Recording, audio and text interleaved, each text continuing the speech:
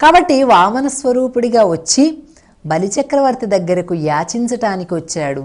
ఇంత చిన్న పిల్లవాడిగా చూశాడు శుక్రాచార్యుల వారు. అబ్బో, బలిచక్రవర్తి చాలా మైమర్చిపోతున్నాడు. ఈ పిల్లవాడిలో ఉన్నటువంటి తేజస్సు మామూలు తేజస్సు కాదు, ఇది బ్రహ్మ తేజస్సు. విష్ణువు మాయలాడి వచ్చేశాడు ఏదో రూపంలో. బలిచక్రవర్తితో చెప్తున్నాడు శుక్రాచార్యుల వారు, నువ్వు ఎట్టి పరిస్థితుల్లో కూడా ఏమి దానం చెయ్యకు, ఏదో పని ఉంది అని చెప్పేసి హాయిగా వెళ్ళిపో, అంతఃపురంలోకి వెళ్ళిపో కదండి. ప్రాణవిత్తమాన భంగం అంజు వంకవచ్చు అఘము వందదధిప అని చెప్తారు కదా. అంటే ఏదో ప్రాణాన్ని కాపాడుకునే విషయంలో, మానాన్ని కాపాడుకునే విషయంలో, మన స్వార్జితమైనటువంటి ధనాన్ని కాపాడుకునేటటువంటి విషయంలో అంటే ఒక చిన్న అబద్ధం ఆడచ్చు, అదేం పెద్ద దోషం కాదు అని శాస్త్రం చెప్తుంది కదా.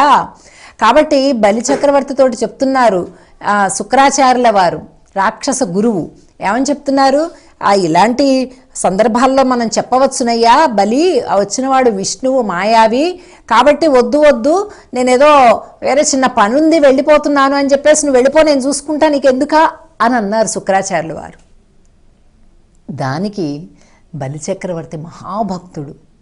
ఆయనంటారు, వచ్చిన ఆయన శ్రీ మహావిష్ణువే అయితే అసలు ఇవ్వకుండా ఎలా ఉంటాం మనం కదండి.